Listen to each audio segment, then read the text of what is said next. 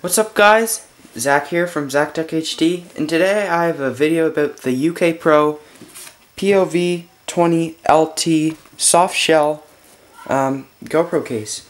Now this case is I've had it for about a year, but it's been out for a few years now, but it's still one of the best cases you can get now.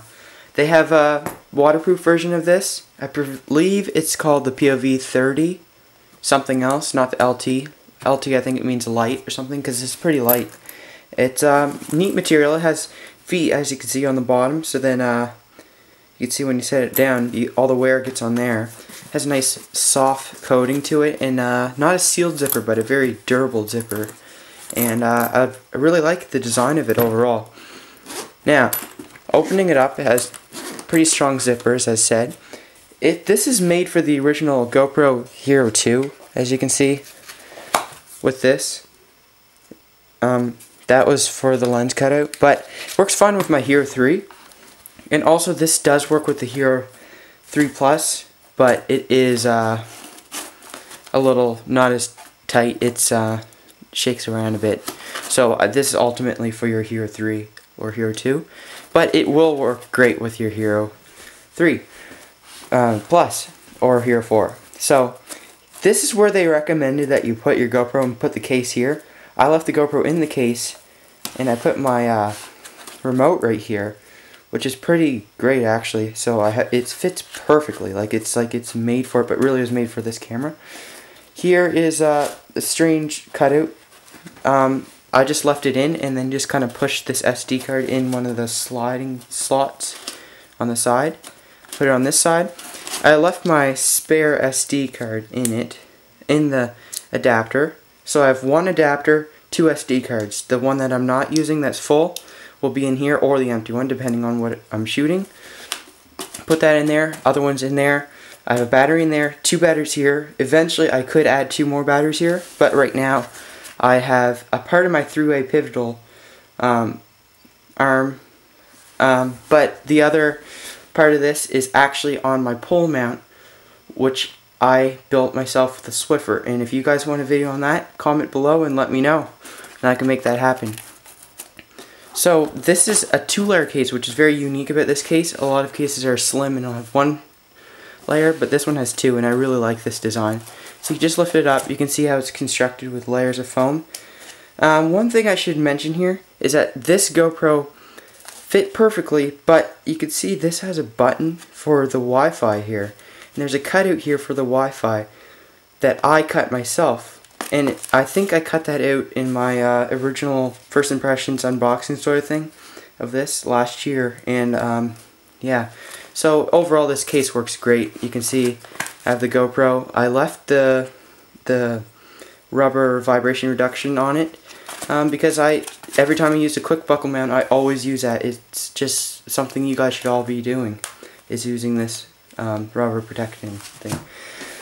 So opening up bottom layer, I have zip ties, and a lot of people wonder, why would you ever want zip ties? Well, for time lapses, this sounds crazy. I don't use a tripod. I don't have a tripod mount, but sometimes you want to put it on a tree. You don't want your tripod that's too low or something, so you use these, and I weave it in the front of this. I can take this strap off, I usually leave it on. I weave it through here and put it around like a telephone pole or something, and I get great time-lapse results with that point of view using these zip ties. So this is always my go-to mount. Like, I can put it on my head, I can put it over a helmet. If a friend wants to get a footage, put that on. I can put it on my helmet backwards because I only have a sticky mount on the front to get footage behind me, skiing or snowboarding, whatever. It's for 10 bucks, you can't go wrong with this mount. Also in here, I have my Wasabi power charger. I do not have my GoPro mini micro USB in here. Just opted for this because I'd rather not be attached to my GoPro. I'd rather have it directed to this, and then if I wanted to, I could pick up a micro cable, USB cable, and plug it into my GoPro. So this overall is great, and there's also travel adapters. So if I go to Europe or something, there's a European adapter. So this is great. Also, for better audio, And when you're not in a wet or humid environment, this is highly recommended.